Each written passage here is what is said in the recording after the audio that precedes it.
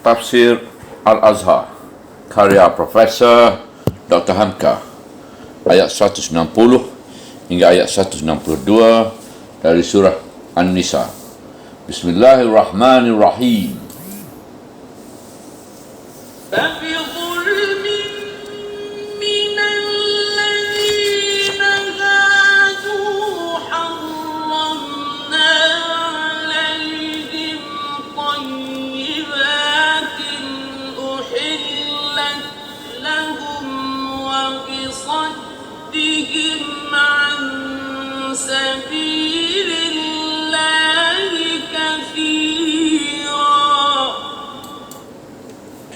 Ayat 160. Maka dari sebab kezaliman orang-orang Yahudi itu, kami haramkanlah atas mereka beberapa yang baik yang pernah dihalalkan bagi mereka, dan dari sebab mereka menghalangi dari jalan Allah sangat sekali.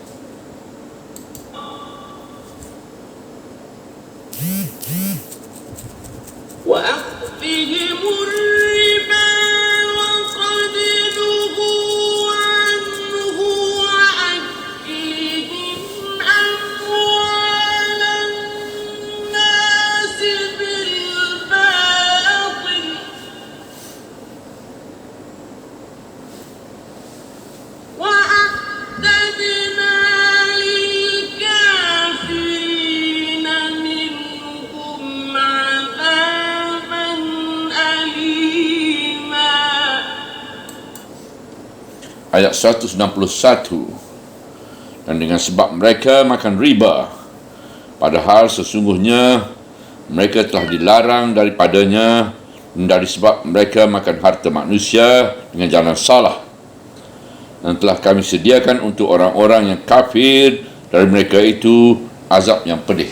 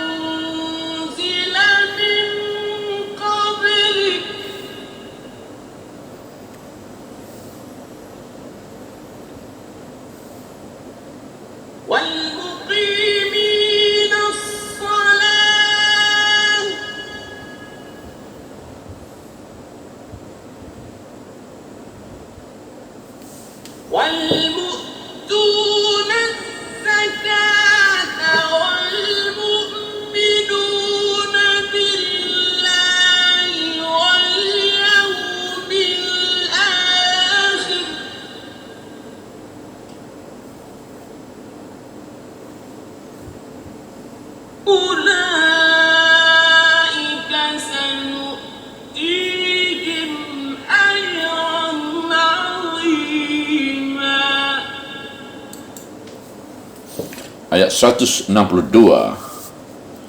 Akan tetapi orang-orang yang telah mendalam pada bidang ilmu dari kalangan mereka dan orang-orang yang beriman akan percayalah mereka pada apa yang diturunkan kepada engkau dan apa yang diturunkan dari sebelum engkau, dan terutama lagi orang-orang yang mendirikan sembahyang dan orang-orang yang mengeluarkan zakat, dan orang-orang yang beriman kepada Allah dan hari kemudian.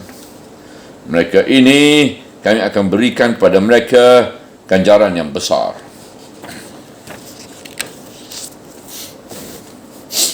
Di ayat-ayat yang telah terdahulu tadi telah disebutkan beberapa sikap zalim dari orang Yahudi, dan sampailah kezaliman itu di puncaknya seketika dengan ringan mereka menuduh Maryam yang suci itu beranak Isa adalah dengan jalan yang hina.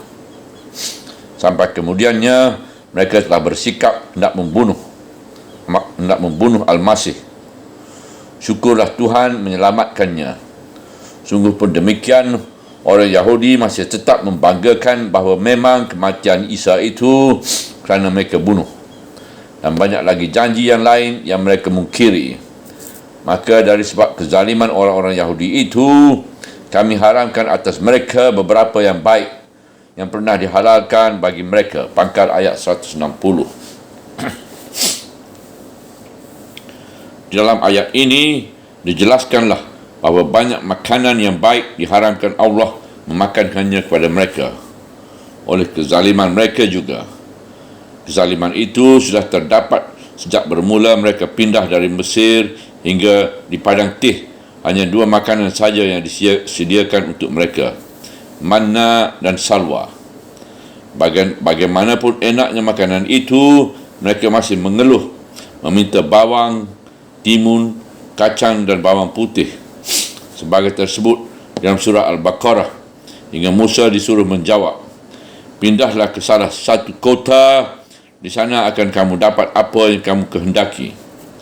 Sejak masa itu nampaklah perbuatan mereka yang zalim, memungkiri janji dengan Tuhan, menyembah Ijil, membunuh nabi-nabi sebagai disebutkan di ayat-ayat yang baru lalu. Sehingga bila mana bertambah kezaliman mereka, bertambah banyaklah barang yang halal dimakan diharamkan bagi mereka. Dalam surat Al-An'am kelak, iaitu surah 5 ayat 147, kita akan berjumpa binatang-binatang ternak yang tidak boleh mereka makan, terutama yang kukunya tidak berbelah, dan sampai mereka dilarang memakan lemak-lemak binatang di bahagian yang tertentu dari tubuh binatang itu. Yang kitab Imamat orang Levi pasal 11 terdaftarlah apa-apa makanan yang tidak boleh mereka makan, baik binatang darat ataupun binatang laut. Kalau bagi kita orang Islam sekalian yang bernama binatang laut halal dimakan, bagi orang Yahudi banyak yang diharamkan. Mana kezaliman itu? Dan apa barang baik yang diharamkan sesudah halal itu? Dalam ayat ini tidaklah ditegaskan, sebab penegasan akan berjumpa juga kelak pada ayat-ayat yang lain. Tetapi yang dipentingkan dalam ayat ini ialah memberitahu bahawa Tuhan pun dapat menurunkan hukuman yang tepat, kerana kezaliman sedang dalam dunia ini pun sudah sebelum akhirat. Kemudian disebutkanlah sebab yang kedua daripada hukuman itu, dan dari sebab mereka menghalangi dari jalan Allah sangat sekali. Hujung ayat 160. Mereka telah menghalangi diri mereka sendiri dari jalan Allah, artinya tidak mau menempuh jalan itu, dan mengajak serta memberi contoh pula pada yang lain supaya menuruti langkah mereka yang sesat itu. Lain yang diserukan oleh Nabi Muhammad SAW, lain pula yang mereka perbuat untuk menghalanginya. Yang mungkar mereka suruhkan, dan yang ma'ruf mereka cegah, iaitu sebagai sambungan dari tingkah laku mereka kepada Nabi Musa dan Nabi-Nabi yang lain. Dan sebab mereka makan riba, padahal sesungguhnya mereka telah dilarang daripadanya. Pangkal ayat 161. Terkenal di atas dunia sejak zaman dahulu sampai ke zaman sekarang ini bahawa di antara riba dengan Yahudi payah dipisahkan. Umumnya perangai mereka bakil, semplit dan suka memberi hutang. Berapa saja hendak berhutang mereka sediakan mempiutangi, asal saja diberi bunga. Sehingga dalam buku yang berjudul Saudagar dari Venice, yang membuat janji dengan orang yang diberinya hutang, sudah tidak terbayar oleh orang itu pada waktunya, tetapi dengan syarat bahawa setitis darah pun tidak boleh keluar dari badan orang itu, sebab dalam perjanjian hanya tersebut daging.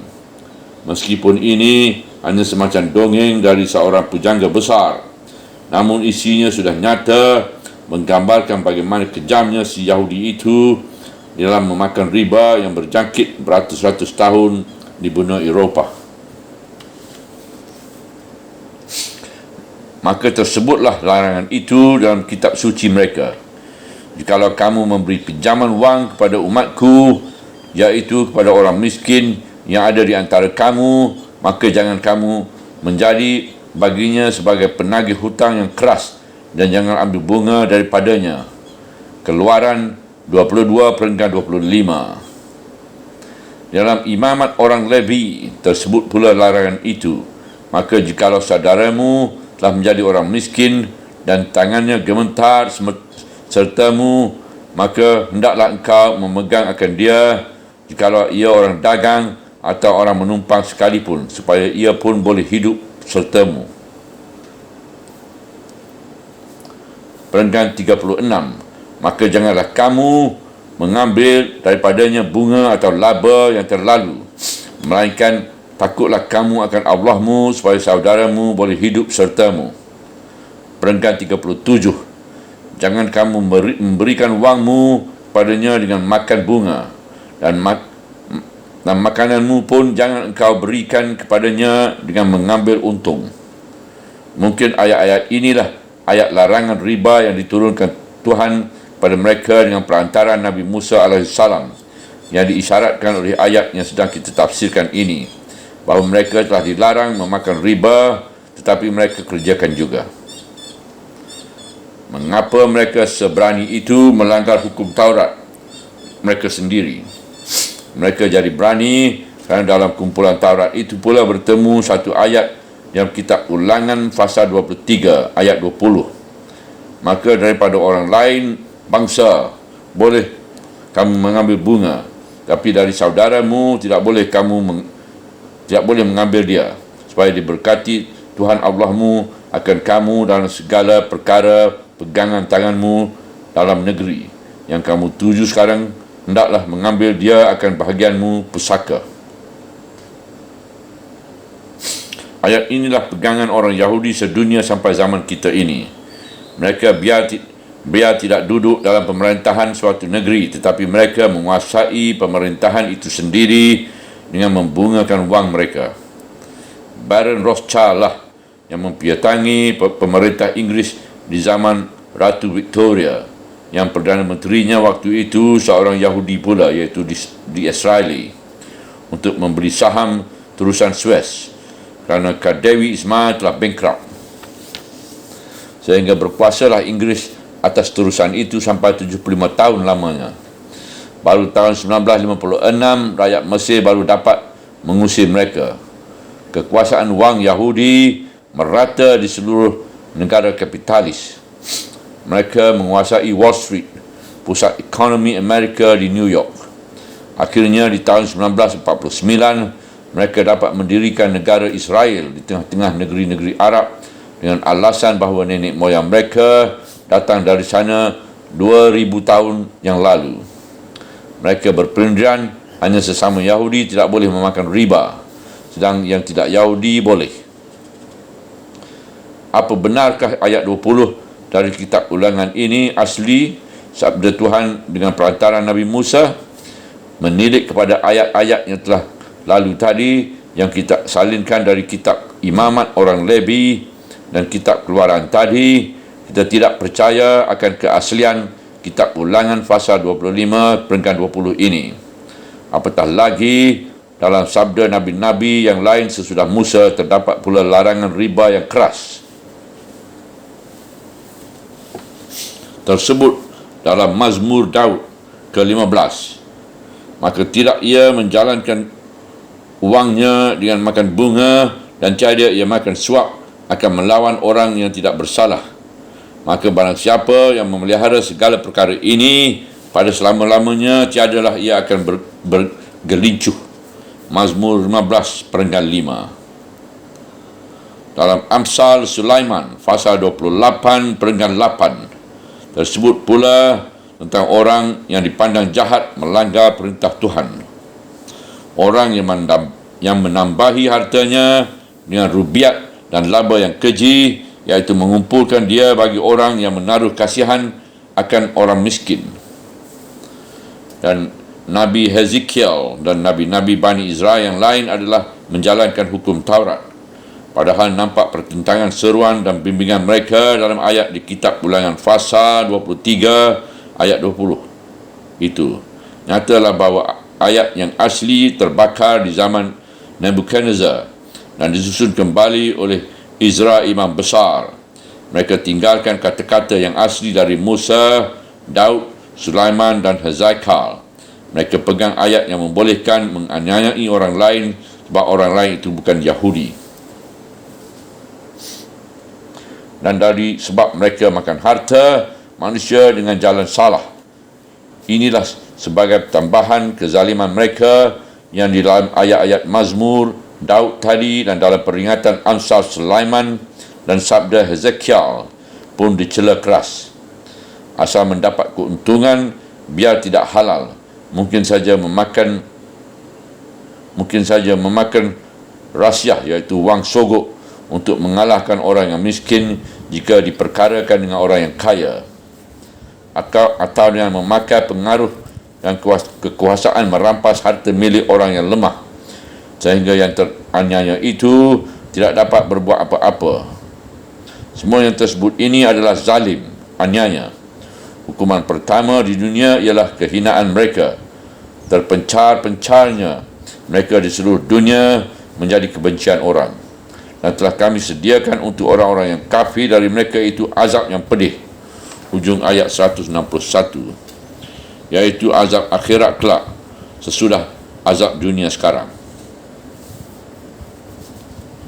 Meskipun demikian, tidaklah semua orang Yahudi itu jahat. Di kalangan mereka pun ada yang jernih fikirannya pada ilmunya dan pada keinsafannya. Sebab itu ayat selanjutnya menghargai golongan ini. Akan tetapi orang-orang yang telah mendalam pada bidang ilmu dari kalangan mereka dan orang-orang yang beriman akan percayalah mereka kepada apa yang diturunkan kepada engkau dan apa yang diturunkan dari sebelum engkau. Pangkal ayat 162. Maka di kalangan orang Yahudi itu sendiri ada yang mendalam ilmunya, yang rasih. Mereka tidak dapat dipengaruhi lagi oleh ketentuan-ketentuan pendeta mereka yang menolak kebenaran kalau tidak sesuai dengan apa yang mereka tentukan. Orang-orang yang berilmu ini bersama-sama dengan orang-orang yang beriman, iaitu iman sejati yang diikuti dengan amal yang soleh, bebas dari pengaruh turut-turutan dan taklid, lepas dari pengakuan istiadat kolot dan tradisi. Orang-orang begini, baik kerana ilmunya yang telah mendalam atau kerana imannya yang timbul sejak dari lubuk jiwa, segeralah mereka percaya kepada Al-Quran yang diturunkan kepada Muhammad, sebagai juga mereka percayai Taurat yang diturunkan kepada Musa. Dan terutama bagi orang-orang yang mendirikan sembahyang, ditekankan kata utama lagi dalam ayat-ayat wai mukimi nasyalata, sebab sembahyang adalah akidah yang wajar daripada ilmu dan iman. Betapapun dalamnya ilmu dan betapapun pengakuan iman, belumlah ada artinya kalau belum mendirikan sembahyang. Maka apabila ilmu yang mendalam dan iman yang sempurna telah menjadi kenyataan dengan sembahyang yang khusyuk, akan mengikutlah amal yang lain. Dan orang-orang yang mengeluarkan zakat, sebab daripada rapatnya hubungan jiwa kepada Allah dengan tekun khusyuk sembahyang, murahlah tangan berbuat baik, mengeluarkan zakat dan sedekah kepada sesama manusia, sebagai yang telah dianjurkan oleh segala rasul itu, sejak Musa, Isa dan lain-lain, sampai telah dianjurkan oleh sampai kepada Muhammad SAW. Dan orang-orang yang beriman kepada Allah dan hari kemudian, meskipun dalam menyebut golongan orang yang beriman yang disertakan dengan orang-orang yang dalam ilmunya tadi, sudah nyata bahawa yang diilmui dan diimani itu adalah Allah. Diulang menekankan ini kembali, iman kepada Allah dan hari kemudian, sebab keduanya itu tidaklah boleh terpisah dalam kepercayaan orang yang beriman. Mudah dengan akal dan ilmunya orang percaya akan adanya Allah, tetapi belum tentu orang langsung percaya kepada hari kemudian. Kalau iman itu belum disempurnakan dengan mempercayai keterangan yang diberikan oleh para rasul, mereka ini kami akan berikan kepada mereka ganjaran yang besar. Ujung ayat 162. Menurut riwayat Ibnu Ishaq dan Al-Baihaqi di dalam Al-Dalalil dari Ibnu Abbas, bahawa orang Yahudi yang mendapat pujian kerana dalam ilmunya disertai oleh tubuhnya iman ialah mengenai diri seorang Yahudi bernama Abdullah bin Salam berserta temannya Usaid bin Sya'ah dan Salabah bin Sya'ah. Inilah orang-orang berilmu di kalangan Yahudi yang membebaskan diri daripada mereka dan langsung masuk Islam. Abdullah bin Salam itu sendiri adalah bekas ahbar, iaitu pendeta yang mengerti seluk-beluk Taurat dan mempercayai Al-Quran kerana kesanggupan mempertalikan di antara intisari kedua kitab suci itu. Orang seperti ini disediakan bagi mereka